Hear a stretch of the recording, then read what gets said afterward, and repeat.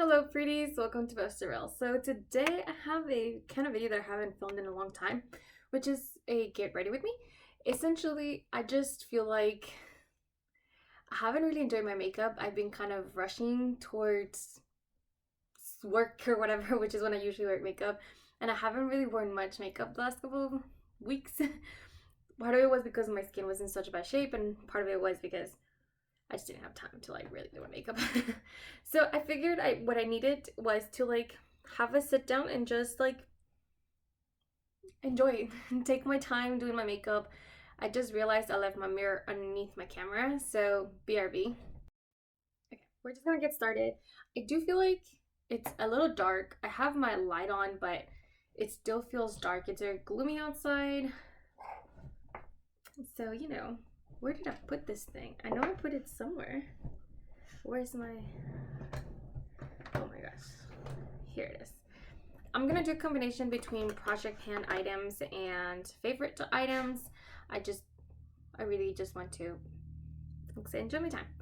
I have my favorite palette, which is the So Jaded from ColourPop, out so that I could play with that palette because, yeah, I want to do that. Oh no, I forgot to put primer on my... I need to change the light bulbs in this room.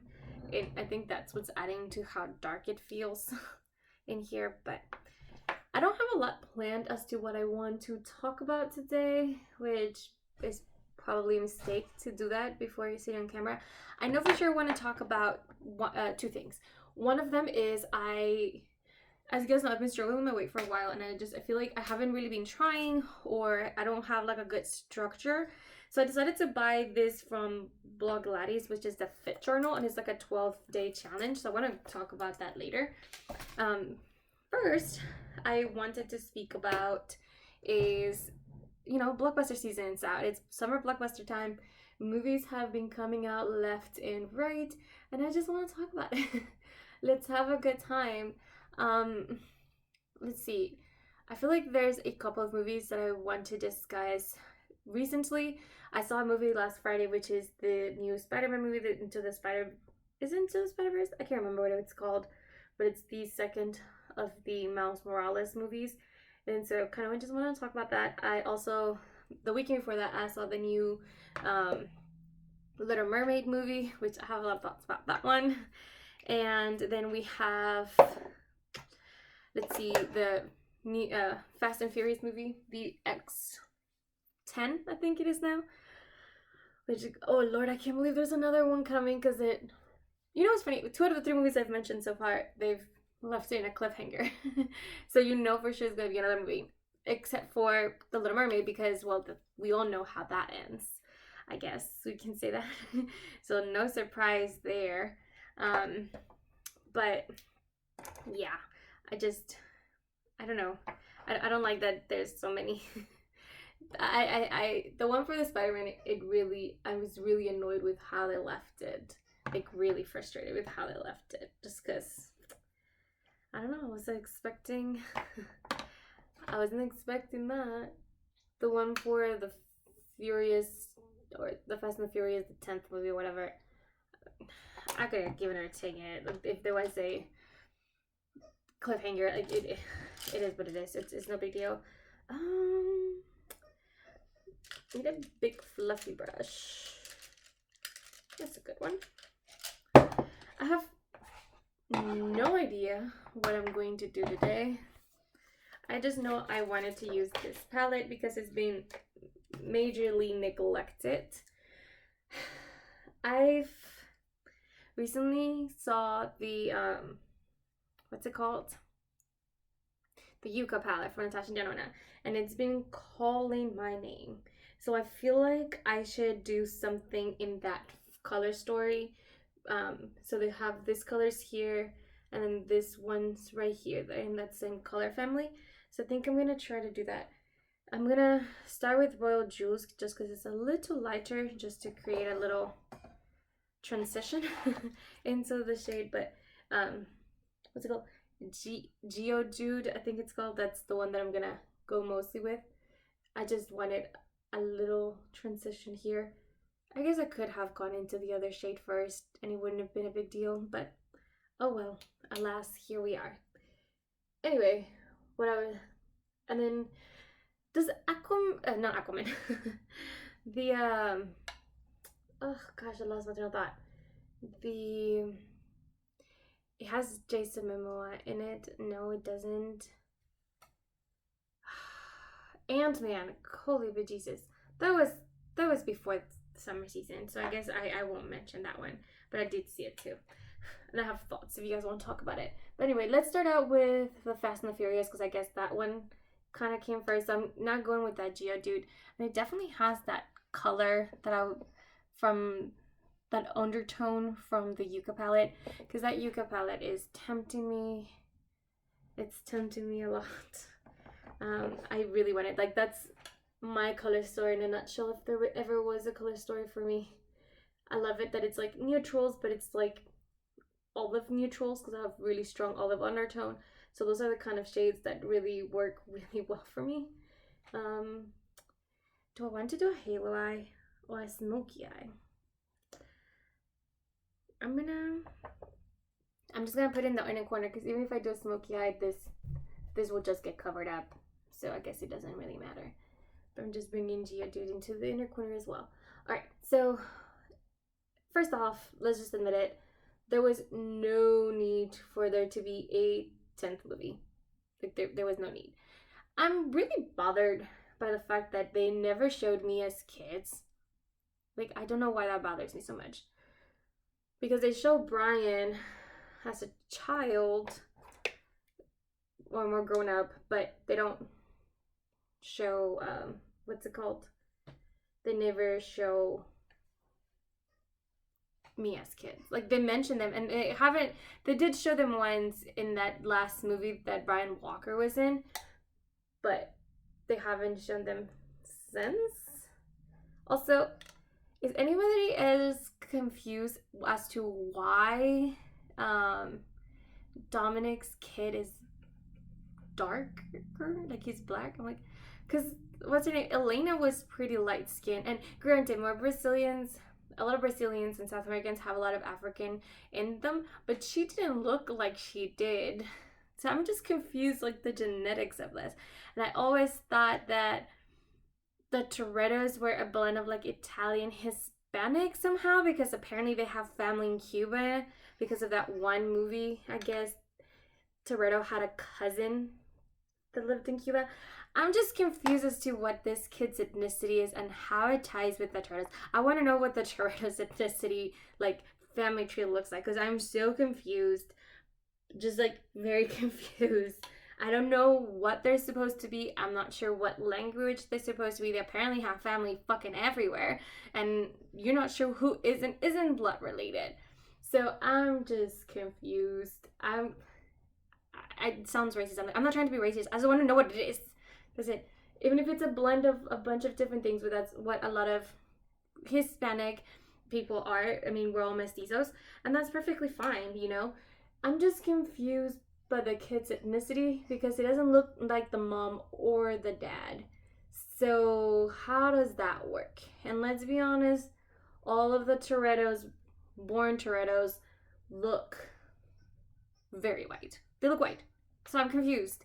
And even Elena looked like a light-skinned Hispanic, woman, or Latina woman, which they showed her sister in this movie, and she was light-skinned as well. So I'm just like, where is he getting these genes from? I'm confused. And when they show pictures of Elena's family, they all look light-skinned. So I'm just confused. Why is he so dark? Like I said, there's nothing wrong with it. I'm just confused. Like, where does these genes come from? But it is what it is, I guess. Let's move that out the way. I personally really enjoyed the storyline of little Brian and John Cena, the uncle storyline. That shit cracked me up. Every time, like, things got too intense in the movie or whatever, or in the main storyline, they would, like, cut back to them, and they were just the exact amount of comedy that I wanted. It was just great. I really enjoyed their little tidbits and moments, and it was gorgeous. I had a great time. I really did have a great time, like, watching them experience all of that stuff. It was great. Then let's see what else we got. The whole thing with like Elena's sister thing, I was just like, was that necessary kind of thing? Because I don't feel like she added a lot to the equation. But you know, whatever. The whole Ronan thing, I'm just over it. His character has had zero character growth whatsoever. They tried a little bit in this movie and they didn't. Spoiler alert, no one's fucking dead in this franchise because Han's girlfriend, I forgot her name, the woman that plays what's it called, Wonder Woman, she, again spoiler alert, she's apparently fucking alive. And I'm like, where the fuck did you come from? Can they just let someone die in peace? Because Letty died, came back. Han died, came back. Her died, came back. I'm just like, who the fuck is alive anymore? I don't know. Oh, that villain, Shaw, the younger brother Shaw, we thought he was dead for a minute. He's alive. The fuck? I'm like, can we just let someone die? Just one person.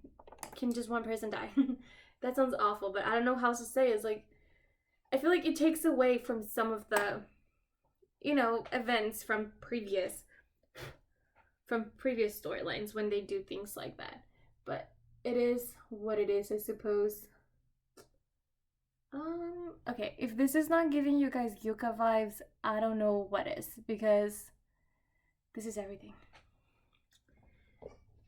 This is everything, it really is. Alright, anyway, there's that. I really enjoyed Letty and Toretto in this movie. I feel like they were finally getting, like, settling down a little bit. And I really enjoyed that. I really did. I thought that was really nice. I think Letty had some good moments. I think Toretto has some good moments. I surprisingly enjoyed the movie a lot more than I thought I was going to do.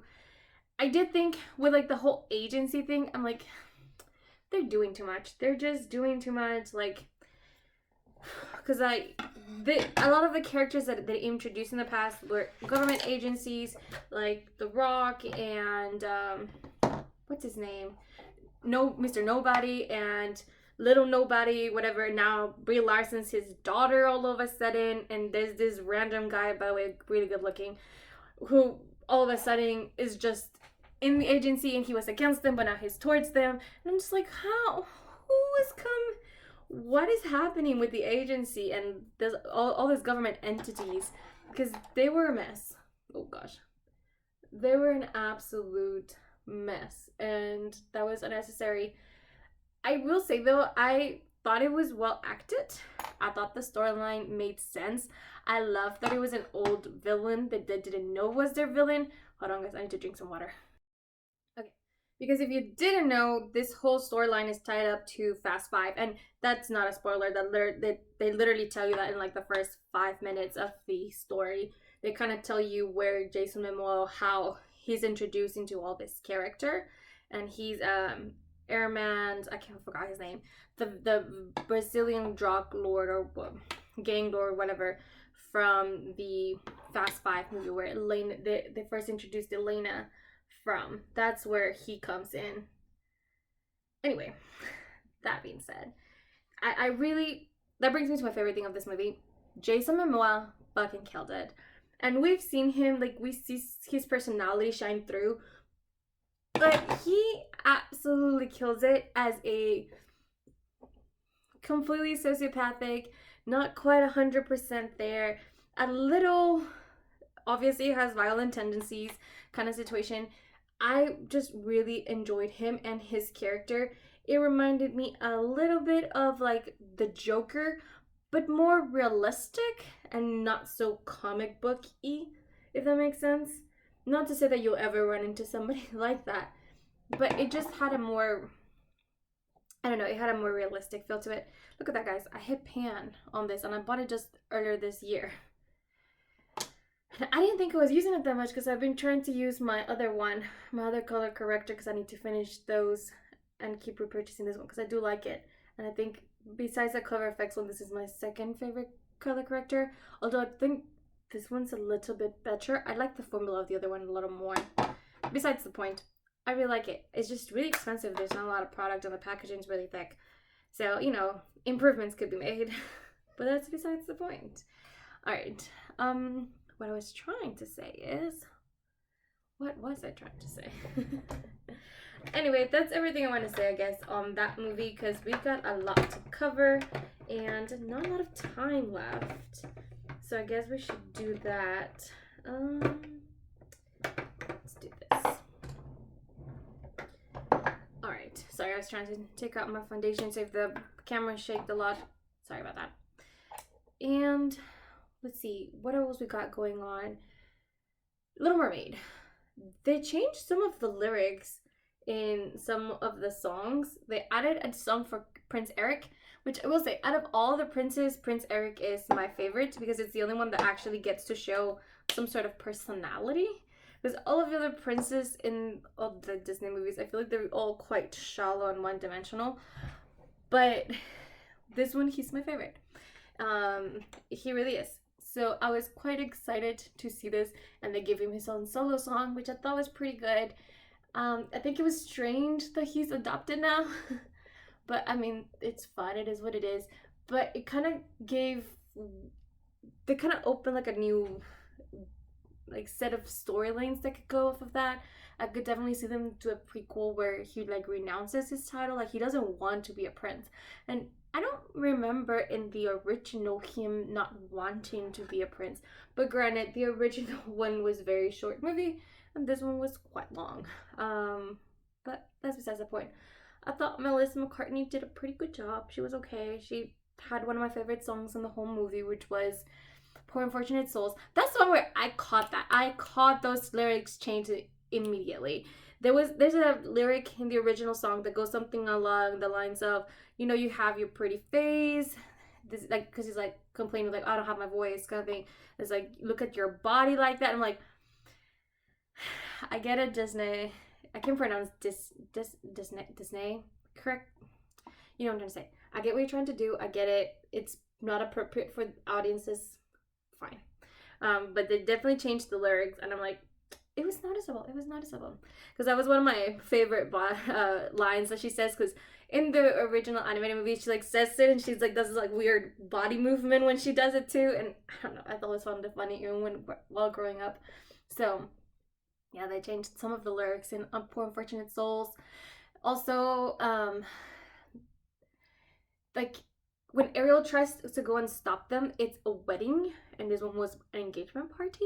I also feel like they showed how Ariel and Eric actually got to know each other a little bit more, which I thought was pretty great. It still happened pretty fast, but they had really good chemistry, Ariel and the Prince Eric. So I wasn't particularly upset about it.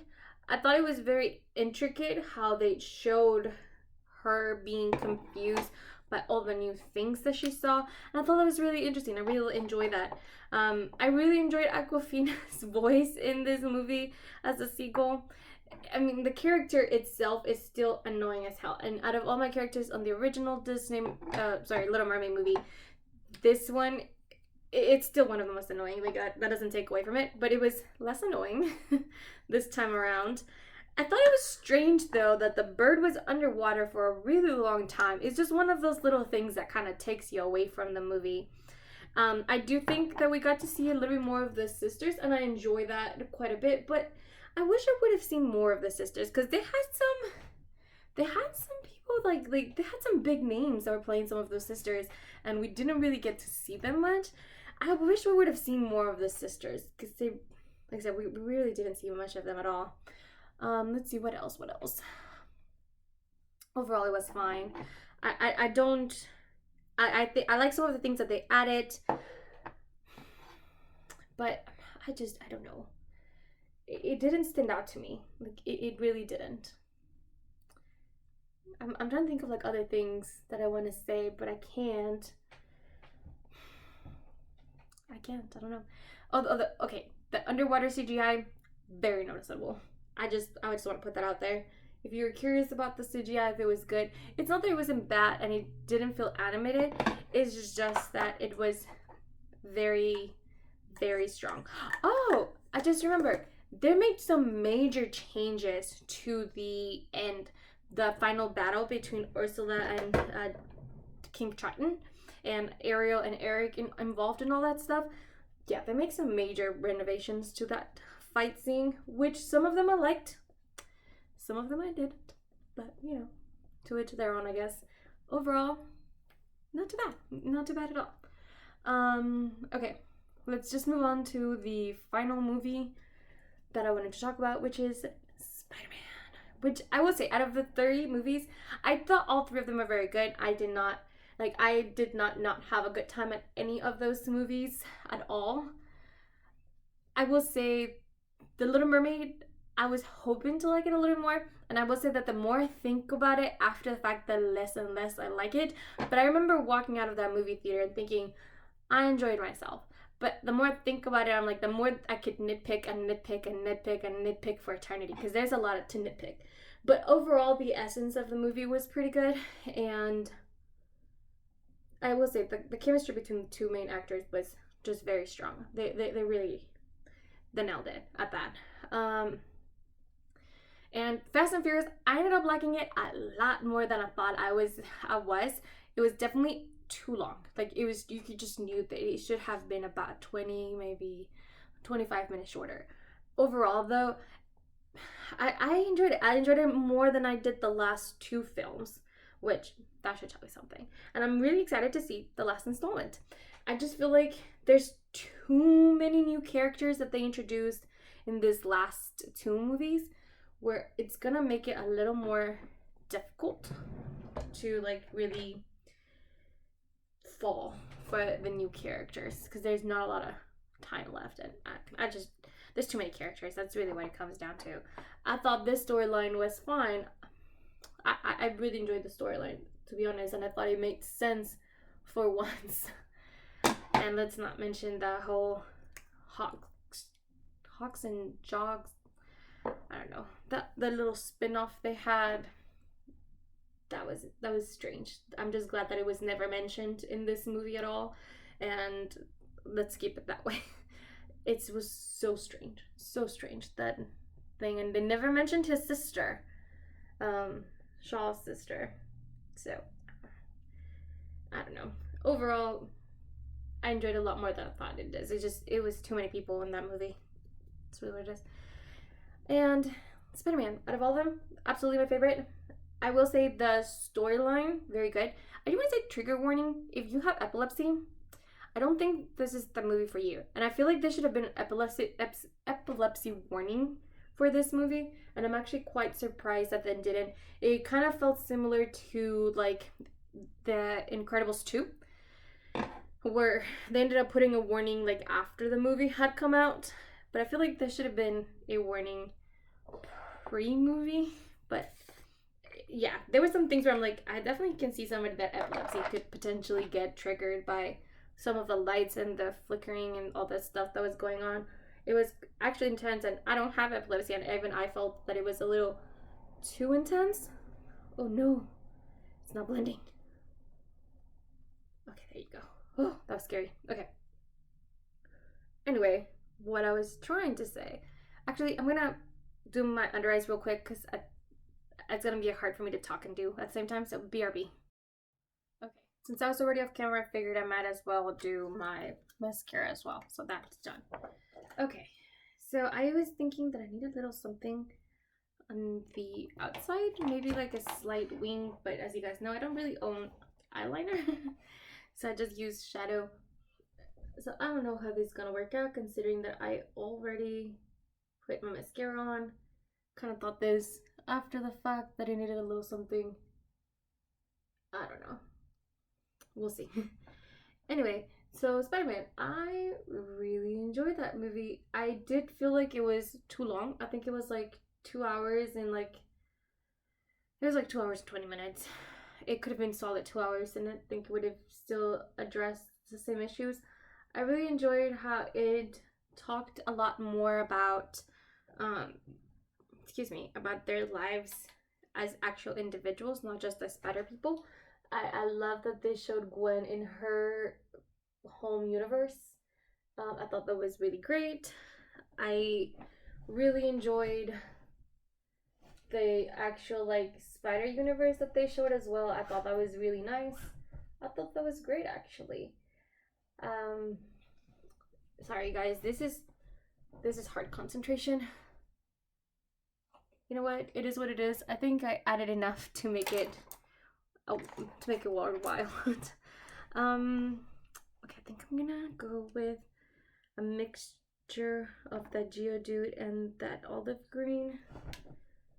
Athena, what are you doing, Mama? All right. I will say though, I feel really good about my makeup. This is the first time that I gotten to like really sit down, take my time, no rush, and just like enjoy the moment of doing my makeup. And I'm here for it. This is exactly what I needed because I just haven't found myself enjoying it for a little while. So this was just what the doctor recommended, you know? Let's see what else. I didn't it's hard to talk about the Spider-Man movie because like I don't even know where to focus on. I think the visuals were nice. I think they were interesting. I love how they showed different art styles for every different universe that they went into. I love that they explained the multiverse a little bit more. They had a lot of really fun Easter eggs, which I think that's some of the fun that we all go into for those movies, you know. I forgot to do my inner corner.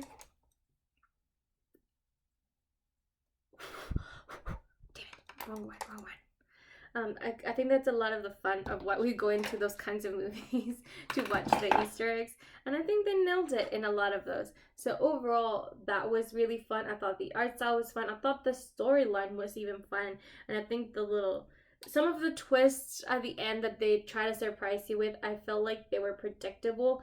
I remember before, like, they really explained where they were at a certain point in the movie where I'm like, oh, I know this is exactly what they're at, but they actually think that they're somewhere else. And it, sure enough, like a little bit later, they explained exactly what I had just said happened. Okay, sorry about that. There was a little glitch on my camera, but I'm back.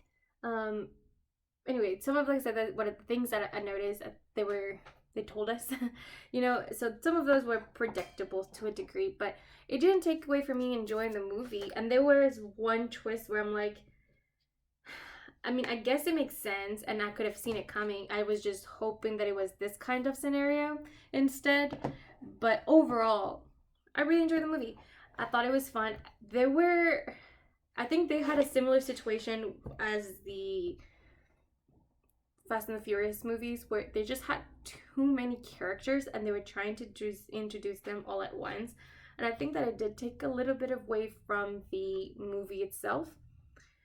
It doesn't mean that it was necessarily messy or anything. It's just there was a lot going on. There was a lot of characters. We were quickly jumping around from one area to the other, and it was just a little too much all at once, and they didn't take the time to explain certain things that I feel like they should have been explained.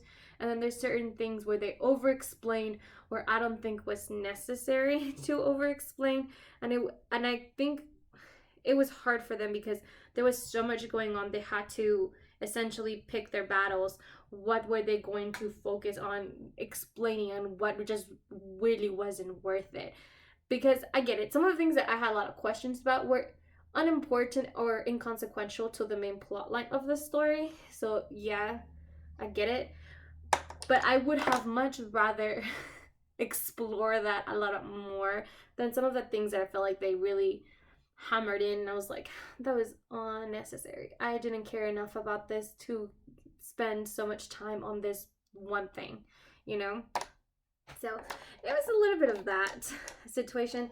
Overall, it didn't take away from the movie because there was so much going on. They couldn't spend too much time on things like that regardless. And eventually things made sense. Although it did happen to my boyfriend in more than one occasion where we were talking about it and we're like, did they mean things like this or did they mean things like that? And he was like, I think they meant it like this, because there was just a lot going on in the movie itself, and it moved at a very fast pace, and it quickly jumped from one area to the next. But it is what it is, right? It didn't take away from the movie. It didn't take away from the chemistry of the characters. I think it was really fun how they showed what's it called? They showed the different relationships altogether. I don't know. I don't know that I'm explaining myself. I'm just gonna move on. I don't really have a lot to say about this movie because it's hard for me to like pinpoint one thing that I want to talk about. I think that's what it is. I'm having a hard time explaining myself. But yeah. Anyway, that is it for that. I'm almost done with the makeup, and all I have to talk about left is that journal. I've mentioned to you guys before that I've been trying to go on a weight loss journey, and I've been struggling for different situations. A lot of it has to do with injuries. I have a lot of injuries. I hate being injured. It's honestly the worst feeling in the world, and I'm injury prone for whatever reason, and it doesn't help that I love playing football, and so I'm not gonna quit. I'm not gonna quit playing football. So injury prone it is, and when you have injuries, it means that you have to restrain yourself in what kind of exercises you want to do or you can physically do, and give your body a chance to recover and all that stuff, of course. So it's been a combination of that, combination of dieting and trying new things, but at the same time trying to enjoy my life. Mostly because I don't believe in dieting. I think you need to make just lifestyle changes for it to be like a long-term change that you're trying to implement into your life.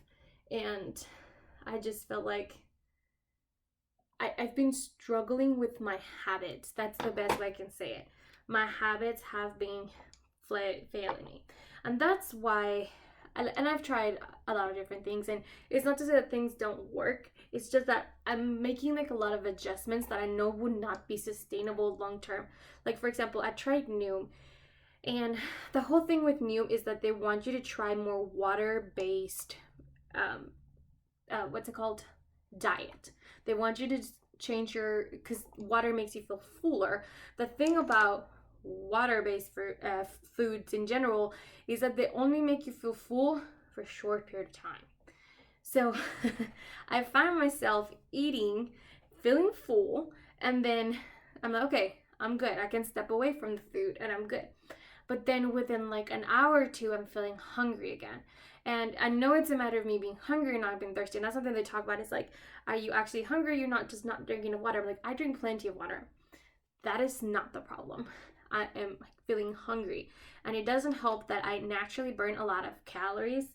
I normally work out about once a day, about 5 to 6 times a week, if not sometimes 2, depending on football season or football practice and things like that. So I work out a lot as it is. So I'm burning about 800 to 1,000 calories a day. Yes. And then I take my dogs on walks and things like that on top of like my workouts and stuff. So I'm burning a lot of calories, and I'm only eating very little, few calories, and just things are not long term. And then a lot of the things that I like to, because I like salty, spicy stuff a lot. I don't really have a sweet tooth, and a lot of the things that they try to tell you to like, what's it called? To like replace some of those cravings that you have, a lot of them are just not things that I would want to eat or really satisfy my cravings. And now the good thing about Noom, it does tell you is like, you can eat whatever foods you want, but my biggest thing, and that's where I couldn't find like a good way to like manage this with Noom, is like, I have a hard time with self-control. That's where I struggle. Like, portion controls in my meals, solid. I got it. Well-balanced meals, got it. Could I do a little bit better by eating out less? Sure. Yes, I could improve on that a little bit. But my issue was still the same. I need to do this off camera. I'm a little uneven, but it is what it is. Anyway, what was I saying? Oh yeah. With Noom, I was feeling hungry all the time, like all the time, because I wasn't eating enough protein, and I was constantly craving stuff that I knew I couldn't have or I shouldn't have based on their recommendations. and a lot of the way that the meals were supposed to be worked out, it just didn't make sense. Like that wouldn't have been a long-term fit for me. So I'm like, okay, that's not working. So I'm gonna go back to what did work for me, which is just cut out processings and things like that, which is what used to work for me before I injured my knee injury, and I was actually healthy and eating correctly, and I didn't have all this extra weight on me. I didn't eat as many processed things, and I was more mindful of my proportions. And if I was eating stuff that I actually enjoyed eating, I just made sure that it was like a small bowl, couldn't get a second. I was just more mindful of doing things like that. So I'm trying to go back to that. And that's what I really enjoyed about this little journal thing. And the journal itself has like a checkup thing or checkline or whatever. And I just bought it. But hold on, where is it? It's one of the first pages. Here it is. It has like a 4-week check-in, 8-week check-in, and a 12-week check-in, because it's a 12-week kind of program fit journal. So I think I'm gonna try to do a 4-week, 8-week, and a 12-week update with you guys, just to kind of have you guys also try to keep me accountable on like not eating out and stuff like that. And for the first time, I feel like in me and my boyfriend ever being together, he's actually also trying to be on a health journey, which I think it's gonna make things for me a lot easier, because that's never happened before. It's usually just me trying to maintain or lose weight, and him just doing whatever the fuck he wants. And it's hard for me because I have no self-control to like try to eat healthy, and he's like, but I really want some Chick-fil-A. And I'm just like, because I would also want Chick-fil-A, but I also know that I shouldn't, you know? So I think that was a lot of the struggles, but this is the first time that he's also on the journey with me. It's a little sticky. I forgot to add the gloss. I've not worn this gloss in a really long time. Anyway, hey, that looks nice. But I feel like it like melted away. I don't know what happened to the gloss. It like gone. I can see it, but I don't feel it anymore. That's strange. That's really strange. Okay, anyway. Yeah, so I'm excited for it. I really like it. And I'm just gonna go quickly over like some of the things that it says and why I'm excited for it. I'm gonna start this starting tomorrow. So I kind of wanted to do like I'm starting this kind of check-in, please keep me accountable for the next 12 weeks kind of thing. I do think it has an opportunity to like be like a long-term thing, so maybe I'll try to do this again. So you have to have like your initial measurements, and the thing itself comes with the book, this little pen right here, and then it comes with this little square thing. I was like, what is that square thing? And then it's a measuring tape. It's a measuring tape. Jeez, ow, snap my finger. Because you're supposed to measure your body and put it here, and that be your initial measurements. So you can see at the end of the 12 weeks if you didn't lose a lot of weight, but if you lost on your measurements, then you know that's improvement too, and kind of shows you different ways that you could be improving besides just weight loss per se, or like pounds dropping. So yeah. Now this is where I'm struggling, because I'm supposed to be doing these right here. I'm supposed to be putting my body fat and my muscle mass, and I'm currently not part of a gym membership, because the last time I was part of a gym membership was when my work used to pay for it, but then I switched jobs. And actually before I switched jobs, they ended up getting rid of the program, because I was the only, it was a small business, and I was the only one that consistently and regularly went to the gym and used the membership, and everybody else just kind of went like once a week, and I would go like consistently like 4 times a week to the gym, maybe sometimes 5. So they got rid of the program, and I haven't gotten a gym membership yet. I've been doing like Sydney Humans, so I think I'm gonna try to do it for this first 12 weeks. It also doesn't help that the Gold's Gym that was near my home, they closed it down, and so the nearest one for me now, it's like 5 miles down the road. It doesn't sound like a lot, but it is in the morning, because or like in the afternoons and traffic and things like that. And Austin does not have a good infrastructure for the amount of cars that are driving the city. Anyway, so there's that. Let's see.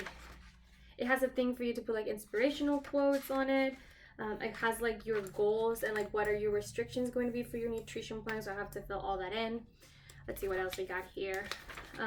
It has like those check-ins, and it's gonna put your weight, body fat, muscle mass. Again, I'm not sure how to get these two if I'm not at the gym. If you guys know how to do that, please let me know, because I'll be really interested to know.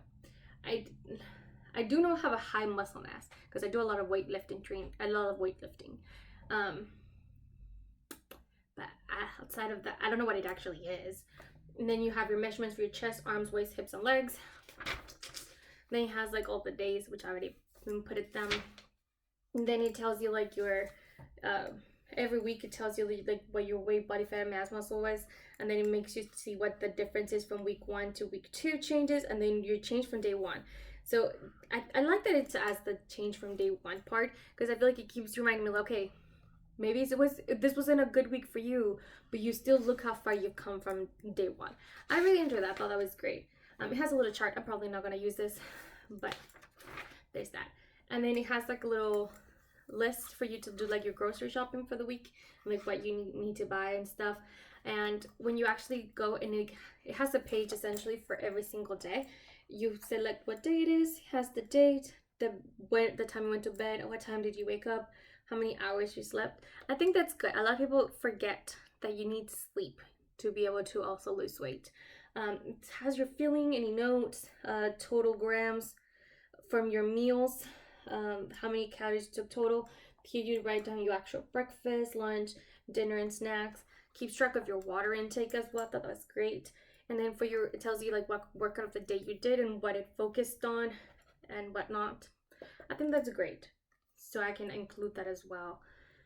And again, it kind of pretty much does the same thing every day after that. And then at the very end, it has like a little recap. It does have a section for notes, and I think this was great if you're feeling depressed, then you need somewhere to like write down those feelings of how you're feeling, or if you're feeling discouraged or anything. I feel like it helps a lot to be able to like write things down. Then does like a final 12-week countdown check-in of all your things, of your goals that you set on your first day and whatnot. And here they are. I'm excited for it. That's really all you can do, right? If you feel excited and you're looking forward to it, and it's just a matter of not losing your motivation. And that's why I have you guys here, because now I said it on camera, on TV, or not on TV, on the internet, that I'm going to keep up with it. So it's gonna make it a lot harder for me to be like, no, fuck it. Right? So that's it for today. This was a very long video. It's been a long time since I've done a long video. My next one should be short, and you're gonna see this makeup for the next couple of videos because I'm about to shoot back to back. Please do not forget to like and subscribe, and I'll see you guys in the next one. Bye guys!